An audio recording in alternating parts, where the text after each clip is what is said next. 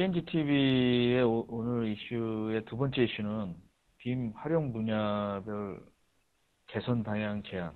이게 좀 굉장히 제목은 어려운데 저희가 이번에 빔에 대해서 할 때 첫 번째는 좀 학계에 있는 분을 김 교수님을 모셨어요. 비전과 어떤 개념적인 거. 근데 이번에는 이제 좀 실질적으로 그 건축 사무소에 있는 분은 도대체 현업에 있는 분들은 빔에 대해서 어떤 쪽의 생각을 갖고 있냐 좀 궁금하실 것 같아가지고 좀 두 번째는 이렇게 나눴습니다.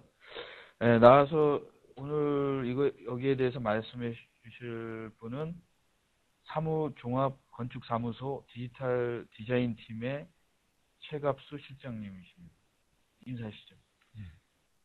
네, 만나 뵙게 돼서 반갑습니다. 사무종합건축사 사무소의 최갑수 실장입니다. 오늘 그 제목도 사실은 좀 약간 좀 빔에 대한 네 가지 오해. 굉장히 네 가지밖에 오해를 안 하는지 모르겠는데 굉장히 오해가 좀 많은 것 같아요. 그래서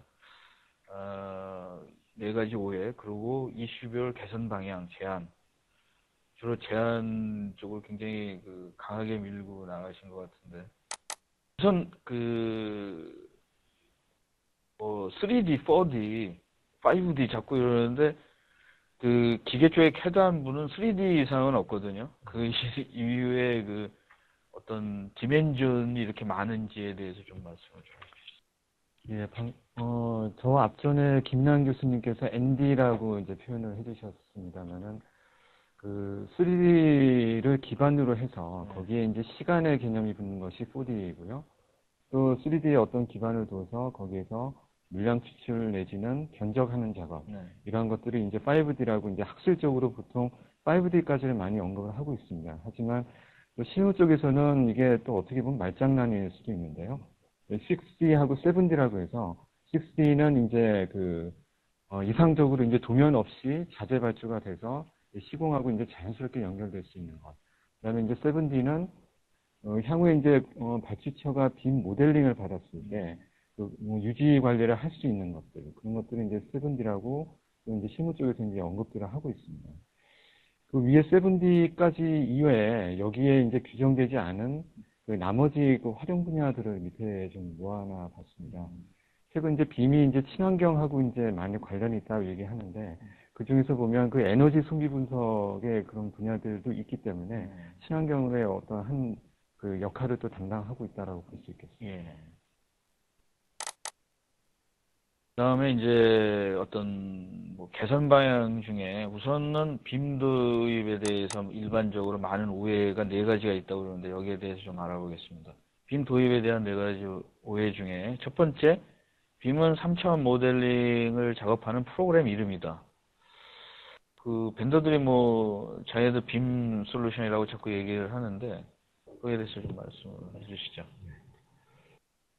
네 가지 오해를 이제 작성하게 된 사실은 그 경위부터 먼저 말씀드리는 게 순서일 것 같습니다. 빔이 사실은 최근에 많이 화두가 되고 그만큼 또 기대치가 또 높은 것이 사실이기 때문에 거기에 따라서 이제 여러 역할 파트들, 그러니까 설계는 설계, 시공 쪽, 감리, CM, 발주처 입장에서 그 관심 사항이 서로 다 다른 것 같습니다. 그래서 그 네 가지 오해라고 가장 많이들 이제 물어보시는 그 사항을 정리를 해본 것인데요.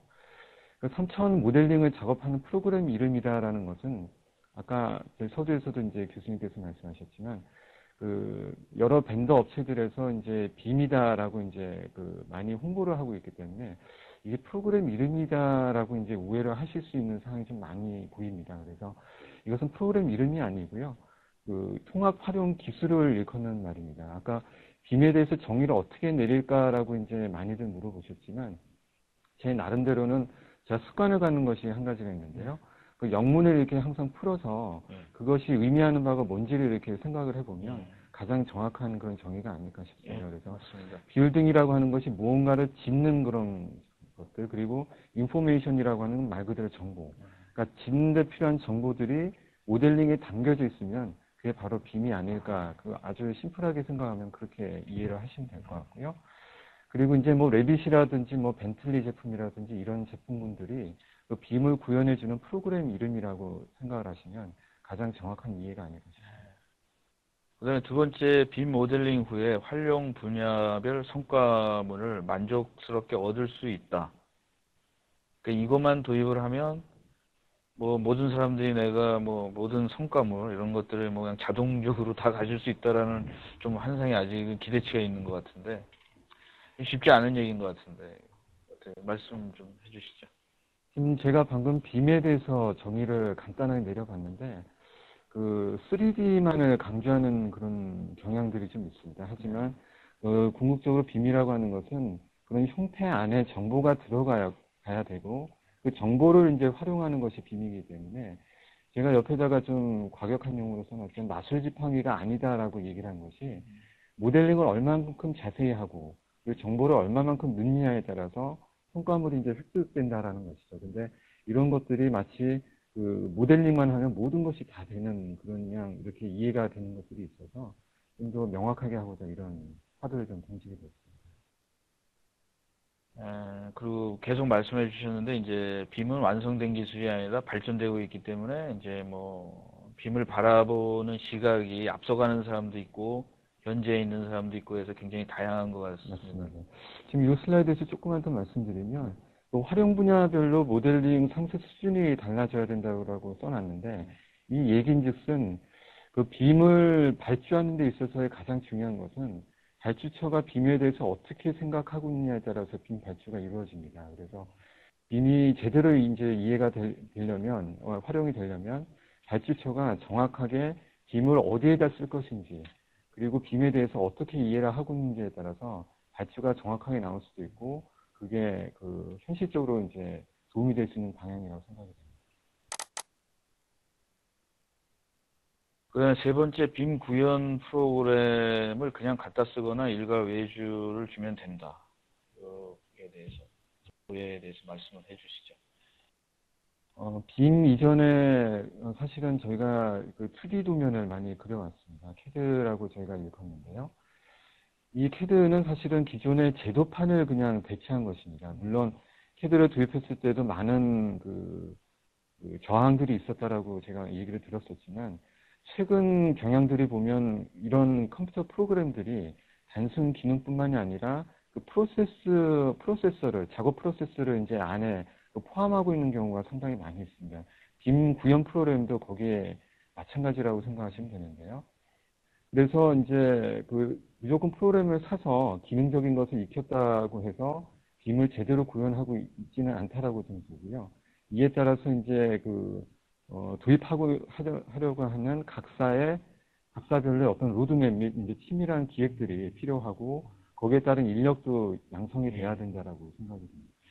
저희도 지금 이 얘기를 하다 보니까 지금 생각이 떠오르는데 처음에 3D를 처음으로 저희가 이제 회사에서 할 때 인력이 엄청나게 모자랐어요. 그래가지고 뭐 사람들이 3D라는 말은 해봤는데 실질적으로 적용해 본 사람들이 없어가지고 그래서 빔도 그 초창기에는 굉장히 이런 인력을 키워서 써야 되지 않을까, 인력 때문에 문제가 생길 수도 있지 않을까 이런 생각이 드는데 그 네 번째, 빔의 모든 정보 입력과 그 4D, 5D 등은 설계에서 하는 것이다. 이 부분에 대해서 좀 설명해 주시죠. 지금 사실은 발주 나오고 있었던, 그러니까 최근에 아시는 분은 아시겠지만, 빔 관련해서 프로젝트가 국가 차원에서 한 2번 정도가 시도가 돼서 나온 적이 있었습니다. 한 프로젝트는 지금 이제 무산이 됐지만, 한 프로젝트는 지금 이제 진행 중인 걸로 제가 알고 있는데요. 이런 프로젝트에서 지금 요구하는 것들이 보면, 그 4D, 5D라든지 아까 제가 여러 번 말씀드렸던 정보라는 것이 설계에서 다 하는 것이냐 이제 발주처에서 오해를 하시는 경우가 있습니다. 그래서 설계 쪽에서는 물론 이제 형상에 대한 정보, 그러니까 치수에 대한 정보가 제일 관심이 있고요. 사실은 관심 있는 그 정보 분야별로, 그러니까 CM이면 CM, 시공이면 시공, 감리면 감리 등의 어떤 관련 주체에서 추가적으로 이 빔 모델링을 설계사에서 받은 다음에 추가적인 정보를 입력을 해야 된다라고 생각을 합니다. 그래서 이런 역할 분담이 정확하게 이해가 돼야 되고 이런 것에 따라서 발주도 정확하게 나와야 된다라고 생각을 합니다. 그다음에 이제 뭐 굉장히 그 어떤 새로운 개념들이 있었어요. 지금 뭐 여기 보시는 분들이 어떤 이런 오해를 가지신 분들이 많았는데, 이번에는 이슈별 개선 방향 제안이라는 제목 아래 몇 가지, 크게 5가지 정도 도면화 뭐 이런 거에 대해서 말씀을 해 주시겠습니다. 우선 도면화 부분에 대해서 말씀해 주시죠. 아까 그 교수님께서도 또 언급을 하셨던 부분이지만 그 도면이 이제 간략화되는 것이 이제 국가적으로 앞으로 추진이 될 것이다 이제 예고를 하셨는데요. 사실은 그 3D 모델링에서 이제 그 지금 벤더라든지 이런 업체 쪽에서 이제 선전하고 있는 것은 그 모델링을 제대로만 하게 되면 그 도면을 아주 쉽게 뽑을 수 있다. 그 시간이 절약이 된다. 이런 쪽으로 이제 많이들 이제 홍보를 하고 있는데 이게 사실은 실무적 입장에서는 그렇지가 않습니다. 왜냐하면 그동안 관행처럼 이루어져 왔었던 그 도면 납품 방식이 보면 한 도면에 모든 정보를 이렇게 다 보여줌으로써 그런 것들이 현장에서 바로 우리가 납장치기라고 이제 보통 얘기를 하는데요. 크게 확대를 해서 이제 기사들이 이제 줄줄 말아가지고 다니면서 시공 현장을 다니곤 하는데 그런 것들이 아직도 많이 요구가 되다 보니 사실은 3차원 모델링에서 도면이 추출이 되는 것은 상당히 도면이 심플합니다. 이따 제가 예시를 보여드리겠지만 그런 심플한 도면에서 현재 도면대로 또 도면 표현을 한다라고 한다면 빔을 함으로써의 어떤 그 절약되는 시간의 어떤 시간 절약의 효과를 충분히 얻을 수 없으리라고 생각이 됩니다. 그래서 예시를 통해서 좀 보여드릴 부분이 좀 있습니다. 요거는 어떤 거에 대한 예시입니까? 도면 표현의 간략화? 네. 지금 화면에 보고 계시는 부분은 저희 사무 설계 쪽에서 만들었었던 그 견본 도면의 일부 중에 하나입니다. 어떤 것이냐면 특정 프로젝트에 대해서 변경 전을 하나 제가 보여드릴 거고요. 변경 후를 보여드릴 건데, 제가 말씀드리고 싶은 거는 변경 전이든 변경 후든 간에 이 배치도라고 하는 이 항목에서 전달할 정보는 지금 이 변경 후에도 다 담겨져 있다라는 사실입니다. 방금 변경 전하고 변경 후 도면을 보시면 아시겠지만 도면이 상당히 이제 간략화되어 있고 정말 필요한 정보만을 이렇게 집중해서 볼 수 있다라는 그런 장점으로 도면 표현 간략화의 예를 지금 보여드리고 있습니다. 화면에서 방금 보셨던 건 평면도 부분이 되겠고요. 그 다음 슬라이드를 이제 보여주시면 화장실 전개도라고 이제 변경 전에서 이렇게 복잡하게 표현되었던 것이 다음 예시를 보시게 되면 도면들이 상당히 이렇게 간략화돼서 정말 필요한 정보에 집중할 수 있습니다. 그래서 사실은 이런 것들이 어떤 한 설계 사무소에서만 이루어져서 될 부분은 아니고요. 국가 차원에서의 어떤 도면 간략화가 이제 유도가 돼서 이런 것들이 빔 시너지로 이제 이어질 수 있도록 먼저 선행이 돼야 될 수 있는, 선행이 되어만 하는 그런 작업이라고 생각이 됩니다.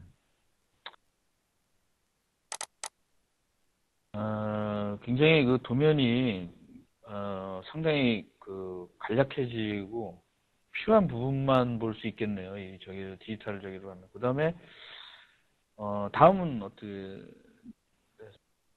예, 지금 순서대로 그 간략간략하게 요약을 해서 좀 말씀드리겠습니다. 모델 외주 및 설계 협력업체 문제가 사실은 관건입니다. 지금 대다수의 설계사무소들은 대형 설계사무소 지금 말씀드리는 건데요. 그 외주 및 이제 설계 협력업체들을 다들 보유를 하고 있습니다. 근데 지금 그 많은 설계 협력업체들이 2D 베이스에서 아직 그 3D 베이스의 어떤 설계로 넘어가 있지 못하기 때문에 제일 고민 중에 하나가 협력업체를 어떻게 하면 육성을 할 것인지, 어떤 협력업체와 관계를 맺으면 빔을 잘 이어갈 수 있을 것인지에 대해서 많이들 고민하고 있습니다. 하지만 이 협력업체에 대해서 만약에 당장에 이제 그 발주가 나온다라고 한다면, 가장 딜레마에 빠지는 부분은 설계 협력업체가 모델링을 할 수 있는 협력업체는 가장 좋겠지만, 그렇지 못하기 때문에 설계 협력업체와 모델링 협력업체가 당분간은 이원화될 수밖에 없다라는 것이고요. 그리고 장기적으로 봤을 때 설계 협력업체는 초기 2D 도면, 그러니까 빔에서 이제 추출이 됐던 2D 도면 표현 정리를 할 거고요. 점차적으로 그 승세 모델링을 앞으로 맡을 것으로 예상이 됩니다. 그리고 적용 초기를 고려한 프로젝트 발주가 필요하다라고 제가 써놨는데, 앞으로 이제 민간이든 관이든 프로젝트들이 이제 많이 나오게 될 텐데요. 아까 교수님께서도 말씀하셨지만, 그 똑같은 인력이 프로젝트를 한 두 개에서 세 개 정도를 수행하지 않는다라고 한다면, 그 초기 때에는 빔 프로젝트는 무조건 적자가 날 수밖에 없습니다. 그 세 개 정도의 더 이후에 이제 수행되는 프로젝트에서 점점 이제 그 시간이라든지 비용들이 이제 단축이 되면서 효과를 볼 수가 있기 때문에, 당장 이제 관 프로젝트에서는 특히 강조될 부분이 적용 초기를 고려한 프로젝트 발주가 꼭 이루어져야 되겠다라는 것입니다. 네 번째 부분은 제가 아까 정보에 대해서 언급됐던 부분이 이제 중복됐던 것이라 이것은 그냥 넘어가도록 하겠습니다. 다섯 번째 마지막 부분은 향후 이제 SI 업체에서 관심을 또 가져야 될 부분이기도 합니다. 그 국가자재 DB가 이제 필요하다라는 것인데요. 지금 현재 미국 사례를 잠깐 소개를 드리면, 이 빔이라는 것이 작업 방법이 레고 블럭과 같습니다. 그래서 이런 레고 블럭들이 서로 이제 조합이 돼서 이제 3D 모델링을 이루게 되는데요. 현재 미국 같은 데에서는 그 자재 업체들이 사실은 빔 툴을 다 배울 수는 없기 때문에 특정 지금 제가 사례라고 해서 뭐 텍토닉 네트워크라든지 폼폰치라든지 이런 사이트 등에서 그 자재 업체들이 이제 그 브로셔를 보내주게 되면 그 업체들이 형상을 만들고 정보를 이제 입력을 해서 사이트에서 그 실사용자는 이제 그 일정 부분 이제 수수료를 내서 그 라이브러리를 이제 다운받을 수 있는 그런 어떤 그 민간 업체에서의 그런 움직임도 있고요. 향후 제가 봤었을 때는 국가적으로도 그 자재 라이브러리들이 이렇게 구성이 좀 되어져서 같은 업체 이제 여러 업체들에서 중복적으로 이런 것들을 개발하지 않도록 유도하는 것이 필요하다라고 좀 보여집니다. 예, 프로젝트 유형별 개선 방향에 대해서 좀 말씀해 주시죠. 최근 그 빔이도 많이 이제 이슈화되고 관심을 갖는 부분 중에 하나는 그 대규모 프로젝트, 그리고 건축 구조뿐만이 아니라 기계 전기, 뭐 소방, 뭐 여러 다른 공정들이 포함된 그런 프로젝트들 때문이기도 하고요. 또 요즘 건축물 형태들이 보면 기존의 어떤 박스 형태의 어떤 건축물에서 다양한 그런 어떤 자유스러운 그런 형태의 어떤 프로젝트들이 나오고 있습니다. 그래서 이런 것들 때문에 이제 빔이 어떤 역할을 기대받고 있는 것인데요. 제가 실무에서 이렇게 검토를 해본 결과로서는 그 대규모 프로젝트라든지 전 공정이 포함된 프로젝트를 만약에 빔으로 하게 된다라고 한다면 현재 하드웨어 및 이제 소프트웨어 환경이 전환이 될 필요가 있습니다. 지금 대부분이 아직 그 32비트 체제로 지금 많이들 쓰고 계신데요. 윈도우즈 XP 이런 것들이 그런데 이런 것도 64비트로 빨리 넘어가줘야 되겠다라는 것이고요. 그리고 이제 프리폼 프로젝트, 자유 형상에 관련된 프로젝트는 제가 마지막으로 쓴 부분이 이슈화가 될 필요가 있습니다. 자유 형상 프로젝트 같은 경우는 기존 2D 도면 가지고는 부재 생산하기가 쉽지가 않습니다. 모든 것이 이제 좌표로 추출이 돼야 되는데 그런 것들이 한계가 있을 수밖에 없기 때문에 바로 파일로 부재 생산을 할 수 있는, 그리고 그것을 받아들여서 생산할 수 있는 국내 업체들이 빨리 육성이 돼야 될 필요가 있습니다. 예, 이제 지금까지 이제 빔에 대한 이미지가 굉장히 프리폼 프로젝트나 굉장히 3D를 많이 요구하는 그런 큰 프로젝트만 빔이 적용하는 것처럼 보였는데, 제가 읽은 거에 어떤 아티클에서는 중소기업 쪽에서도 빔의 어떤 용도를 찾을 수 있지 않나, 그런 것에 대해서 얘기하는 것이 있는데, 중소기업 입장에서의 빔의 적용에 대해서는 가능성이 있습니까? 지금 중소 설계 업체, 저는 사실 이제 설계사무소에 있기 때문에 설계사무소에 좀 국한돼서 말씀드리면, 중소 업체에서 주로 하는 것들이 보면 이제 근생시설이라든지 이제 아파트, 주택 이런 쪽을 주로 하게 되는데요. 특히 이제 아파트에 좀 집중해서 말씀드리면, 아파트는 이제 동일한 세대들이 많이 중복이 됩니다. 그래서 이런 타입들을 빔 모델링으로 해서 이제 정리를 해놓는다라고 한다면, 이런 것들이 나중에 재활용될 가능성이 상당히 높은 것이죠. 그래서 이런 것들이 축적이 되면 될수록 그만큼 이제 유사 프로젝트를 진행했었을 때 상당히 많이 도움을 받을 수 있으리라 생각이 되고요. 특히 이제 중소설계사무소하고 대형 설계사무소의 차이점이라고 한다면, 대규모 설계사무소들이 오히려 빔 적용하기가 상당히 어렵습니다. 왜냐하면 서로 조직적으로 이제 커뮤니케이션이 많이 돼야 되는 문제 때문에 그런 것들이 있는데, 중소규모는 오히려 더 빔을 적용하기가 쉽다라고 저는 생각이 됩니다. 구성원들이 많지 않기 때문에 서로 빔에 대한 필요성이라든지 커뮤니케이션을 원활하게 할 수 있기 때문에 그에 따라서 이제 적용을 많이 하면 할수록 오히려 이제 중소규모에서는 어떤 비용 절감이라든지 그 인력에 대한 문제들을 많이 또 해결할 수 있다라고 저는 생각이 듭니다. 다음은 이제 프로그램 개발, 개선 방향, 뭐 이런 쪽에 대해서 좀 말씀을 해주시죠. 먼저 앞서서 그 공정별 그 실설계 가능성 검토라는 표를 먼저 제가 나름대로 이제 저희 사무 쪽에서 연구했었던 결과물들을 먼저 좀 보여드리겠습니다. 표를 잠깐 좀 보여주시죠.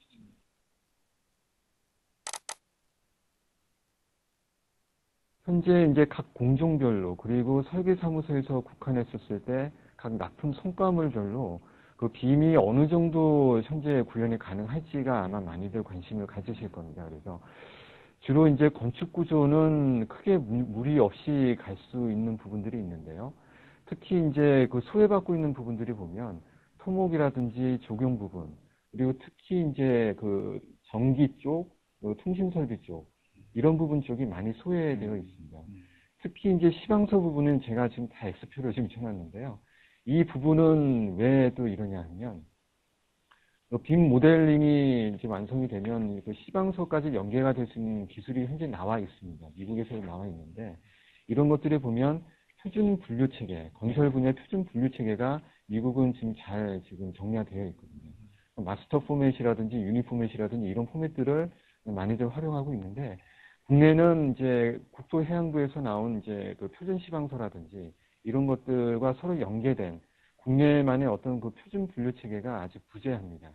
그래서 이런 것들이 시급적으로 이제 그 국가 단위에서 연구가 돼야 될 것이고, 그 표준 시방서 연계도 같이 병행이 돼야 된다고 생각이 돼서 X표를 지금 쳐놨습니다. 그 비고난에서 조금 위에서 보실 부분이 그 MEP 부분 쪽인데요.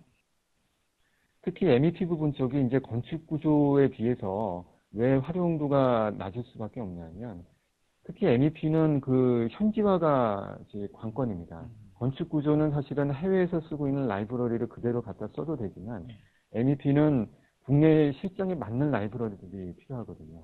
그래서 그 정보를 아까 제가 말씀드렸지만, 국내 상황에 맞는 그런 정보 라이브러리들이 필요하기 때문에 MEP 쪽에서 또 많이 건축 구조에 비해서 좀 뒤처지고 있는 요인 중에 하나가 지금 바로 이 부분입니다. 꼭 말씀드리고 싶어서. 예.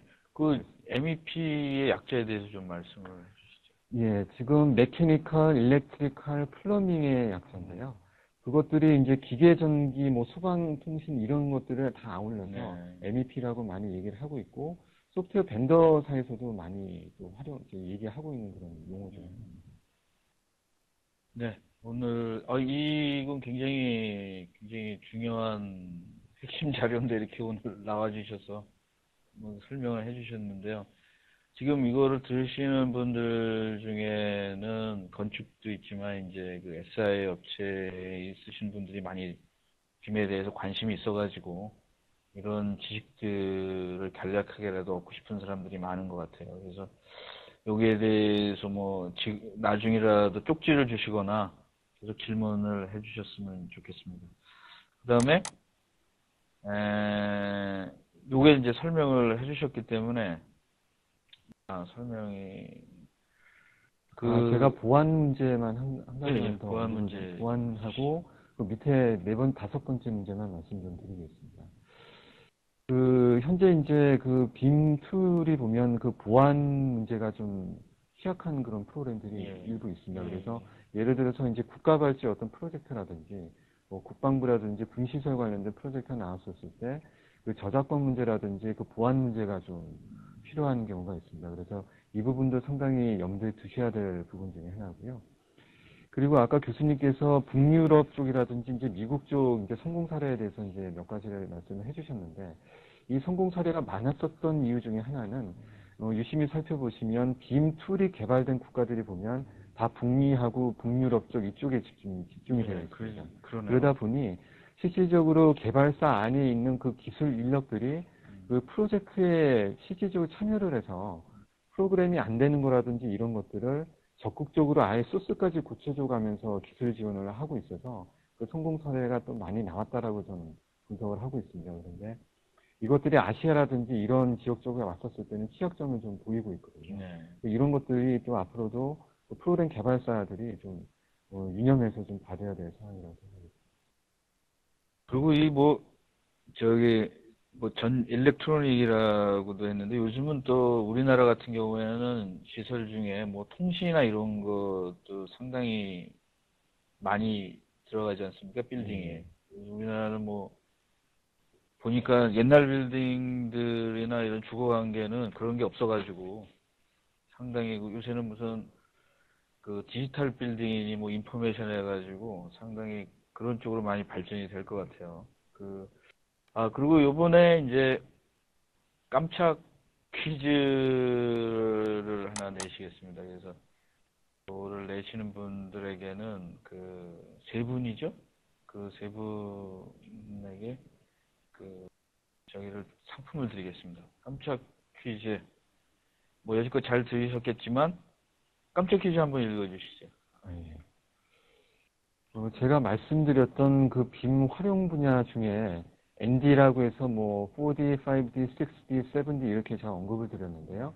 거기에 해당되지 않는 그 활용 분야를 골라주시면 되겠습니다. 1번이 공정관리, 2번이 견적, 3번이 친환경 분석, 4번이 유지관리, 5번이 자재발주로 지금 되어 있습니다. 정답은 쪽지를 보내주셔면 됩니다. 그래서 쪽지로 보내주신 분들에게 뽑아서 지금 상품을 좀 설명을 해 주시죠. 저희 사무 쪽에서 1년에 한 번씩 이제 작품집을 발간을 하고 있습니다. 근데 이 작품집이 이제 시중에 가면 제가 많이 비싼 걸로 제가 알고 있거든요. 근데 이 작품집을 오늘 여기 참여해 주시는 분들께 선물로 드리고 제가 갖고 나왔습니다. 예, 그래서 여러분들 깜짝 퀴즈 질문을 해 주십시오. 근데 제가 좀 힌트를 드리겠는데,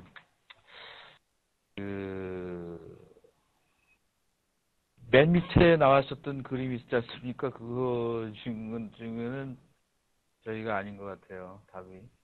였죠, 질문이? 예. 질문을 쪽지로 보내주시죠.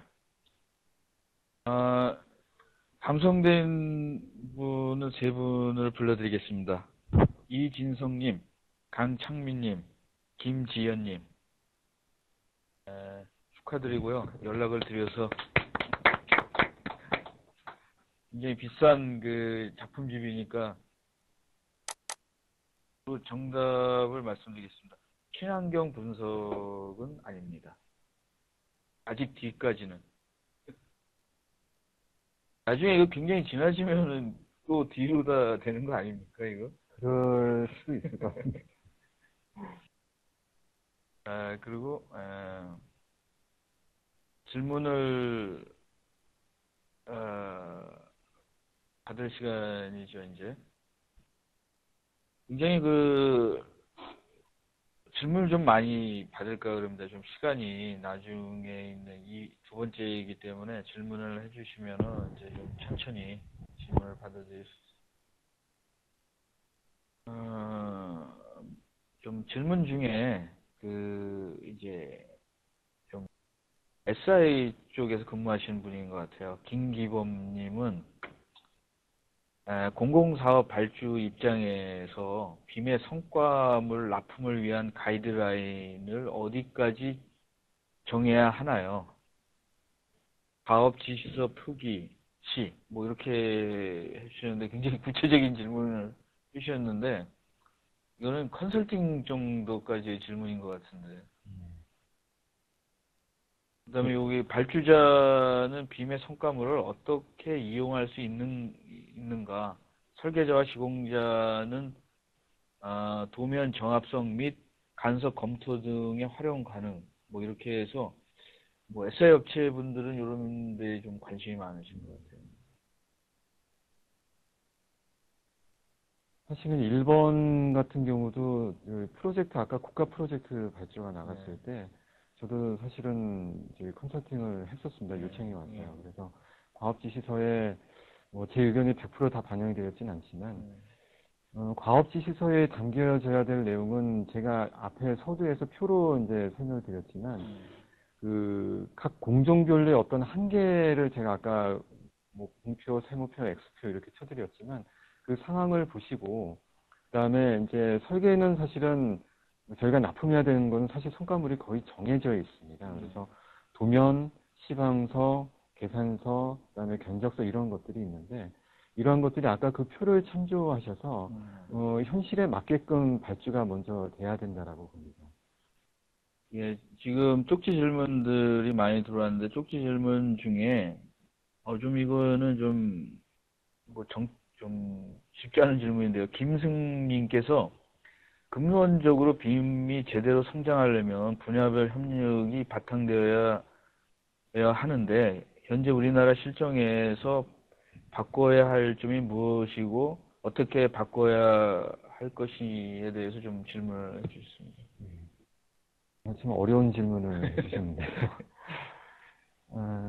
이런 프로세스 얘기를 하나 좀 드려볼까 합니다. 최근에 미국에서 IPD라고 하는 프로세스가 올해 그 AIA 컨벤션 컨퍼런스에서 제일 화두였었는데요. 그 화두 때 얘기 나왔었던 것이 그 기존의 그 설계 그 프로세스가 있었습니다. 그래서 이게 기획, 계획, 기본, 실시 이렇게 해서 크게 이제 4단계로 나눠서 설계를 해왔는데 이러한 것들이 초기 단계 때서부터 그 설계자가 이제 그동안 고립이 되어서 설계했던 것이 아니라 바꿔서 시공자와 감리 그리고 CM, 발주처 이런 그 모든 그 관여자들이 초기 때서부터 모여서 그 의사결정을 해서 가야 된다라는 것인데요. 근데 사실은 이 IPD가 국내에 바로 적용하기는 상당히 어려운 점이 많습니다. 첫 번째는 그 신뢰 문제라고 좀 보여집니다. 그 발주처와 그 다음에 시공자 설계사 간에 그동안 많이 서로 다퉈왔던 것이 사실이거든요. 근데 빔을 제대로 구현을 하려면 서로 상호 신뢰가 구축이 돼야 되고 그 신뢰를 또 이루려고 하려면 그런 것들이 그 노력하는 거에 비해서 정당한 그 보수가 이렇게 지어질 수 있는 그런 환경이 먼저 성립이 돼야 그것들이 가능하다라고 좀 보여집니다. 그 다음에 이제 지금 또 비슷한 적인 질문인데 김수원님께서는 현재 오토캐드를 주로 사용하는 것처럼 향후에 레빗이 주도할지 아키캐드가 시장을 석권할지 모든 프로그램을 다하기에는 효율성 및 능력이 딸릴 것 같아서 이렇게 좀 미래에 대해서 조언을 구했습니다. 사실 이 질문이 상당히 민감한 질문입니다. 지금 아마 벤더사들도 지금 보고 있을 텐데 특정 벤더사의 어떤 편을 들어드리기보다는 이렇게 말씀드리면 어떨까 싶습니다. 물론 저희 사무에서도 그런 딜레마는 있습니다. 아까 그 빔을 구현하기 위해서는 엄청나게 많은 그런 프로그램들이 있는데요. 이 프로그램들을 회사에서 모두 적용하기는 물론 어려울 것입니다. 그래서 주로 이제 메인과 서브를 정하실 거를 권장을 좀 드리고요. 그리고 한 가지만 최근 경향에 대해서 좀 말씀드리면 M&A가 요즘 많이 활성화가 되어가고 있습니다. 그래서 빔 시장도 최근에 제가 정보를 입수한 것에 따르면 그 시장 마케팅이라든지 그 장악력에 따라서 좋은 소프트웨어들이 큰 회사에 이렇게 먹히고 있는 그런 증상들이 수준 많이 발생을 좀 하고 있습니다. 그래서 CLM도 초창기에는 굉장히 많았거든요. 근데 이제 막상 그 시장에 안착이 되면 거대 기업들이 막 서로 M&A를 엄청나게 해서 나중에는 이제 몇 개 안 남은 뭐 빅3라든가 뭐 이렇게 돼버리거든요. 그럴 것 같습니다. 저도 소프트웨어적으로 보면.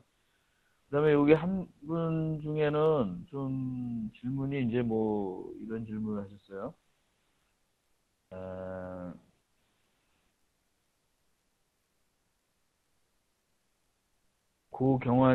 고경화님께서 질문을 했는데 현재 조선소에 근무하는 회의에 참석한 참가자입니다. 모델링 도면을 아이템바에 뭐 쪼갤 수가 없는데 저희 조선소에서 사용하는 도면을 설계자와 생산자의 도면 정보 좀 차이가 생깁니다. 빔에 관련 관리적으로 본다면 이 질문이 좀 이제 질문을 제가 정리를 하면 제가 이렇게 보면 그 조선소가 shipbuilding이기 때문에 조선이 어떤 제조업보다는 빔이랑 좀 비슷한 게 많아요. 그래서 그거에 대해서 질문을 해주셨는데 나중에 좀 더 정리를 해서 질문을 주시면 저희들이 대표하겠습니다. 지금 이제 질문이 너무 길어가지고 좀 소개해드리기는 좀 저기 할 것 같고, OYI라는 분이 빔 프로젝트를 할 때 모델링, 공정 관리까지 하는지 아니면 물량 산출이나 일조 분석까지 할 수 있는 기술력이 국내에 되는지에 대해서 물어보셨습니다. 상당히 이런 것들이 제 주관적인 답이 될 수밖에 없는 그런 상황인데요. 지금 그 질문 한번 다시 좀 보여주실 수 있을까요? 조금 아이템들이 네, 너무 망설이지 마시고요. 네. 우리 프로는 굉장히 주관적입니다. 알겠습니다. 그 현재 모델링은 당연히 해야 되는 것이고요. 왜냐하면 3D를 기반으로 4D나 5D 등이 이루어지기 예. 때문에 모델링은 당연히 해야 된다라고 봅니다. 하지만 이제 제가 아까 서두에서 여러 번 말씀드렸지만 그 이후에 따낼 것은 그 각각의 관심 있는 그 참여자들 있지 않습니까? 네. 시공사라든지 CM사라든지 이런 쪽에서 공정이라든지 이런 쪽을 이제 관리를 하는 것이 효율적이라고 판단이 되고요.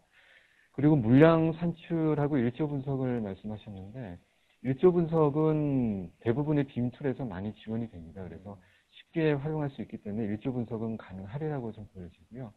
하지만 이제 물량 추출이 좀 관건입니다. 이거를 조금 좀 자세하게 말씀드리면 제가 서두에도 언급드렸지만 빔 모델링을 얼마나 자세하게 하느냐 그리고 정보가 얼마나 늦느냐에 따라서 물량 산출이 정확하게 됩니다. 하지만 지금 여러 가지 시간 제약상 그리고 이제 사람 사람의 어떤 제약상 그 모델링은 사실은 실제 건물이 지어지는 것 같이 아주 100% 똑같이 만들 수는 없거든요. 예를 들어서 도화를 이제 문을 이렇게 모델링을 했었을 때 문 손잡이 문하고 이제 문을 걸어주는 어떤 힌지 부분 이런 부분까지 사실은 모델링을 할 것이냐. 근데 그걸 모델링을 안 하면 사실은 물량 산출이 나올 수가 없는 것이고. 사실 저는 이제 그 PLM 하면서 플랜트 PLM 쪽에 가봤더니 원래는 그 3D가 가능은 한데 그 인력과 돈이나 뭐 리소스 문제가 있더라고요. 그래서 이제 뭐 전자 같은 데에서는 요새 버추얼이라고 그래가지고 진짜 뭐 제품이 나오기 전에 자기가 작동을 하면 소리도 나오고 뭐 이런 뭐 어떤 렌더링도 하고 굉장히 뭐 작으니까 그게 가능한데 건물 같은 데는 좀 시간이 걸릴 것 같으네요. 저도 그렇게 생각이 됩니다. 예. 그리고 문국현님께서 쪽지를 보내는데 빔 설계는 일반 기존 설계 방식보다 더 많은 비용을 건축가가 부담해야 된다고 생각하는지요? 그러니까 이걸 할 때 아까 말씀드린 것은 초기 몇 번 할 때는 돈이 좀 소프트웨어 비용입니까? 아니면 어떤 다른 일들이 많아져서 생기는 비용입니까? 몇 가지 아이템을 지금 진행자분께 해주시는 거에 대해서 답변을 드리면 교육을 또 받아야 될 것이고요. 네. 그 다음에 이제 프로젝트를 진행하면서 사실은 초기 때니까 아마 컨설팅 업체들이 좀 붙어줘야 될 것입니다. 그래서 그런 컨설팅 비용도 있고요. 또 엄밀히 말씀드리면 교육을 받고 컨설팅을 받는 와중에 기회비용이라는 게 있지 않습니까? 네.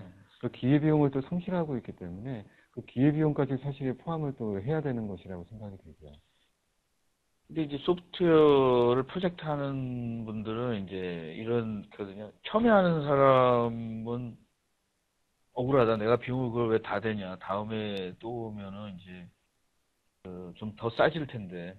근데 미국 같은 업체들은 자기가 처음 할 때 그 비용을 다 대거든요. 근데 한국은 아직까지는 왜 우리가 뭐 니 이거 지식 니네들도 얻어가지고 다음에 가서 또 사용할 건데 왜 우리가 그거를 다 부담하냐에 대해서 이제 억울하게 생각하시는 분들도 있으니까 그건 어떤 비즈니스 측면으로 해결해야 되지 않을까 이런 생각이 들어요.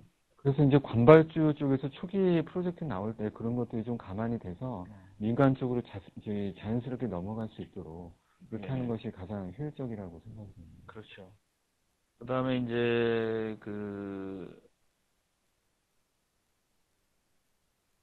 여기 보면은 이제 많은 분들이 이동건님처럼 이제 참여자나 통합작업을 수행할 때 빔을 제대로 활용할 수 있다고 생각하는데 국내 경우에 각 건설 참여자, 설계, 시공, 구조, 설비 등이 함께 작업할 수 있는 여건이 안 되고 있는데 이러한 상황에서 국내 여건에 적합한 빔의 활용 방안이 무엇이라고 생각하시는지요? 이것도 상당히 좀 어려운 컨설팅 수준의 질문을 하셨습니다. 이것도.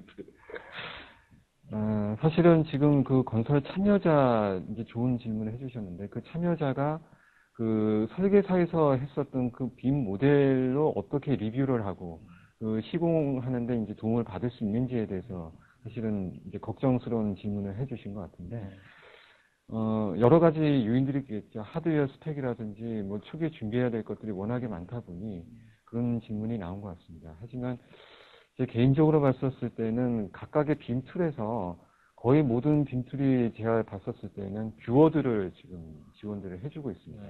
그래서 고사양의 PC가 아니더라도 그 뷰어 안에서 그 간단히 학습을 좀 하게 되면 그 뷰어 안에서 이제 마치 자기가 걸어 다니는 그런 효과를 얻을 수가 있고요. 그 뷰어 안에 또 도면도 강제 삽입을 할 수가 있거든요. 그래서 그 뷰어 안에서 3D 모델링을 보면서 도면도 볼 수 있는 그런 그런 방법을 통해서 갈 수 있으면 어떨까 싶습니다. 나중에는 자기가 한번 버추얼로 경험해보고 살 수 있는 세상이 오겠는데요, 이제. 네. 그리고 최근에 제가 본 장비는 아주 조그만 프레젠테이션, 그 빔 프로젝트 장비인데요. 그 빔 프로젝트 장비를 이제 PDA하고 연결을 해서 그 대형 확대 도면 없이도 벽만 있으면 이렇게 벽에다 싸서 바로 현장에서 리뷰할 수 있는 그런 제품이 또 나온 걸로 제가 또 알고 있습니다. 그래서 그런 제품들을 활용하면 어떨까요? 예. 여기 강창민님께서는 제조 장치 산업에서는 OEM들이 리드해서 PLM 환경을 구축하고 있습니다. 건축 통합 부분에서는 발주처가 OEM과 같은 역할이라고 보여지는데 발주처들이 얻게 되는 빔의 효과를 잘 홍보해야 할 듯 합니다. 발주처 중심으로 통합되는 빔 솔루션들이 있나요? 사실은 아까 그 교수님께서도 이제 지적하셨던 바와 같이 이제 SI 업계에서 이제 또 노력을 좀 기울여 주셔야 될 부분이 향후에 이제 발주처가 이제 빔 모델을 받았을 때, 그러니까 설계를 거쳐서 시공 단계, 설계 변경이 이루어진 걸 다 반영된 빔 모델을 받았었을 때, 향후에 이제 건물을 유지 관리할 수 있는 그 소프트웨어들이 사실은 지금 많이 나와 있지는 않습니다. 그래서 이쪽으로 만약에 좀 집중을 해줄 수 있다라고 한다면 그런 쪽에서 메리트를 분명히 발주처 쪽에서 얻을 수 있을 것이고요. 현재 발주처가 가장 고민하는 것 중에 하나가 그 현재 정말 산더미 같은 그 도면과 네. 각종 서류들이 있는데 그런 것들이 파일 하나 안에 이렇게 있음으로써 마치 그 가전제품의 그 설명서와 같은 그런 역할을 또 빔이 해줄 수 있다라고 보여지고요.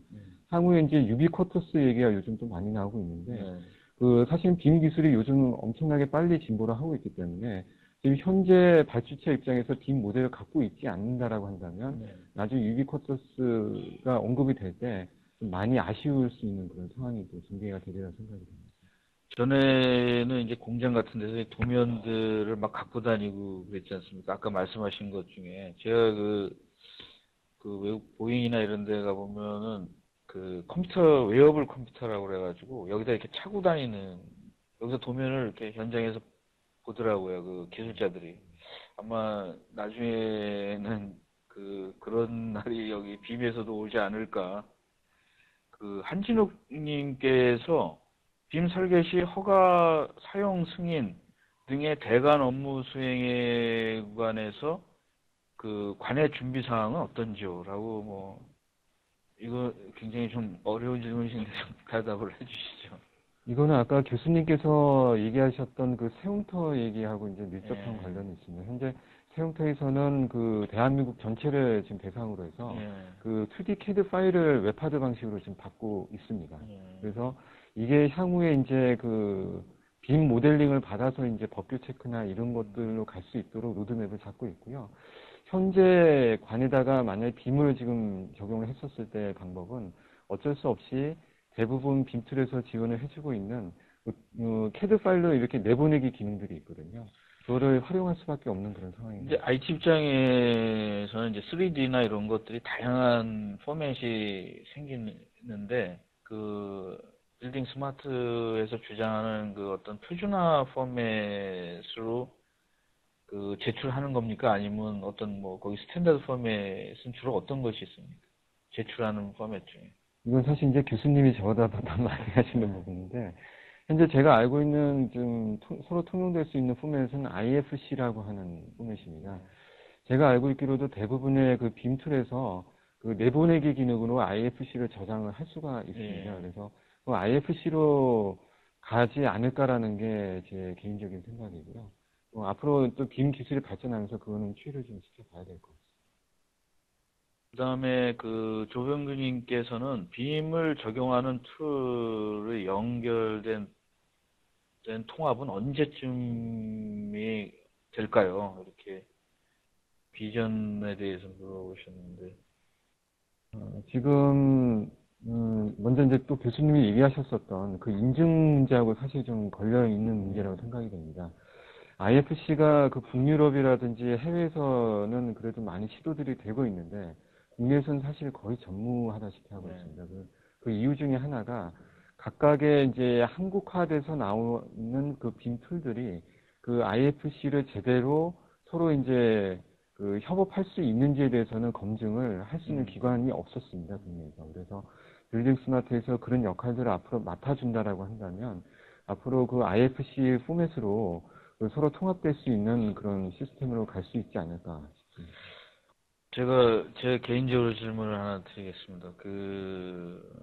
이제 PDM이랑 연관된 질문이, 저기는 이제 뭐 전공이 그거이기 때문에, 이런 제조업에서는 CAD 포맷이 통합이 안 돼가지고 상당히 힘들었어요. 왜냐하면 서로 그 포맷 싸움으로다가 주로 번졌거든요. 예.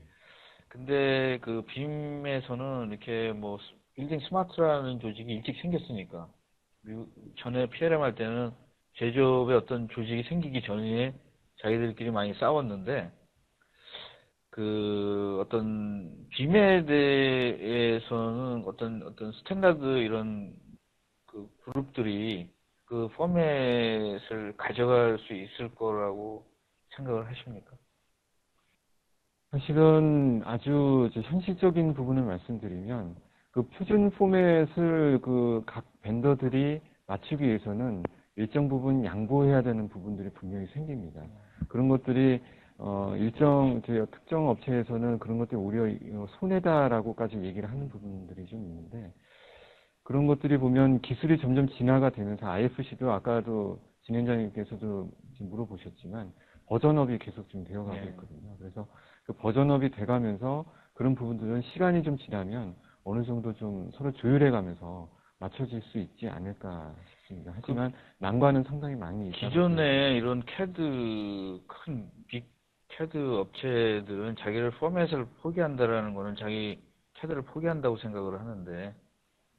그 포맷을 제가 보기엔 포기할 것 같지는 않고요. 네.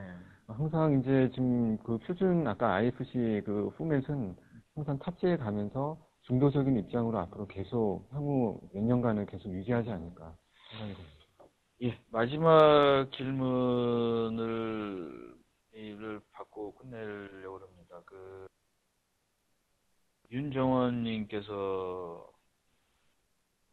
이 공부하시는 학생인데, 진짜 좀 이렇게 관련된 분들이 많이 질문하셨어요. 마지막으로, 빔을 막 공부하기 위해서 시작한 윤정원입니다. 어느 회사에서 신축 건축물을 짓기 위해서 늘 우선 건축 설계와 인테리어 업체와 같이 공사 기초부터 일정 설계 내용을 검토하고 진행하는데요. 특히 인테리어 분야는 너무 많이 설계 변경을 요구하는 경우가 실질적으로 어려움이 많은 것 같습니다. 이런 분야에 대해서 좀 더 쉽게 대응하는 방법이 없는지요? 지금 아까 그 공정표 기억나실지 모르겠지만 인테리어를 사실은 저는 삼각형 표시로 지금 해놨습니다. 물론 이제 빔에서 나중에 빠질 수가 없는 부분이 인테리어긴 하지만 결국 이제 용량에 대한 그런 문제로 귀결이 됩니다. 그래서 모든 인테리어 파트를 그 빔 모델 안에 담는다라고 한다면 아마 지금 현재 상태에서는 수용하기가 좀 어려울 것이고요. 제가 봤었을 때는 그 메인 인테리어 부분 있지 않습니까? 그러니까 뭐 홀이라든지 뭐 로비 쪽이라든지 이런 부분 쪽으로 좀 집중을 해서 그 인테리어는 좀 부분적으로 활용을 하면서 기술이 좀 더 발전해 나감에 따라서 빔 그 건축 모델 안에 그 인테리어도 같이 이렇게 적용해 보는 것은 어떨까 싶습니다. 여기서 말하는 인테리어는 좀 광범위한 인테리어가 아닐까요? 예, 그렇게 생각이 돼서 좀 부분적인 적용으로 제가 좀 말씀을 드린 부분이 있습니다. 우리나라가 이제 조선 쪽에, 예를 들어 크루저 보면은 완전히 빌딩이라고 하더라고요. 그건 조선이 아니라, 엔지니어링이 아니라 그 안에 보면은 호텔을 짓는 거와 같은 효과가 있지 않습니까? 그래서 빔이 그런 데도 좀 사용할 날이 있지 않을까, 결합을 해서. 그런 생각이 진흥현님께서 이제 선박이라든지 이제 항공 쪽 얘기 많이 하셨고 PLM 얘기도 하셨는데요. 결국은 이제 건축이 벤치마킹을 좀 해 나가고 있는 것 같습니다. 그래서 빌딩 스마트도 그런 차원인 것 같고요. 저희가 앞으로 계속 따라가려고 할 것 같습니다. 그래서 제가 마지막으로 질문 하나 드리겠습니다. 요거에 대한 연장인데, 이분이 이제 빔을 앞으로 자기 캐리어로 해보고 싶은 분들, 그리고 이제 지금은 아니지만 빔을 갖다가 자기가 어떤 캐리어 패스에 시작하려는 분들에 대해서 좀 조언을 한번 해주시고, 어떻게 되면 중장기적으로 내가 빔에 대한 어떤 이런 기회를 내가 충분히 사용할 수 있을지 않을까, 학생이나 젊은 분들에게 한번 말씀을 해주고, 오늘 질문을 마칠까 합니다. 사실은 그 빔이라고 하는 것은 아까도 제가 말씀드렸지만 단순히 기능만이 있는 것이 아닙니다. 그 안에 프로세스와 아주 자세하게 말씀드리면 건축의 어떤 접합부까지 이제 고민을 해야 되는 그런 설계 단계가 있는 것인데요. 이런 것들을 제가 왜 말씀드리냐면 해당 분야에 대해서 어느 정도의 전문 지식이 없으면 빔이라고 하는 것은 사실은 활용할 수 있는 부분이 한계가 있습니다. 그래서 우선 그 빔 툴에 대해서 물론 병행을 하셔야겠지만 실무 쪽에 대해서 좀 더 다양한 그 경험을 쌓으시는 것이 빔 툴을 오히려 활용하는데 오히려 중요한 베이스가 되지 않을까 싶고요. 그리고 앞으로 이제 특이한 그런 분야 전망을 제가 좀 내놔본다, 직업에 대한 전망을 내놔본다라고 한다면, 아까 진행자분과 제가 말씀드렸지만 스크립트라고 하는 그 부분들이 최근 많이 곽광을 받고 있습니다. 물론 이제 그 비정형 쪽이라든지 이런 쪽에서 물론 화두가 되고 있는 것 중에 하나지만 최근에 보면 이런 건물을 디자인하는 데 있어서 실제적으로 예전에 스케치를 하고 그다음에 그 구상을 했었던 그런 방법들이 요즘은 그 특이한 건축물을 하는 건축가들 같은 경우는 스크립트 언어를 써서 많이 해결을 합니다. 이 스크립트 언어는 뭐냐면 그 비주얼 베이직이라든지 C++ 이런 그 컴퓨터 랭귀지 언어인데요.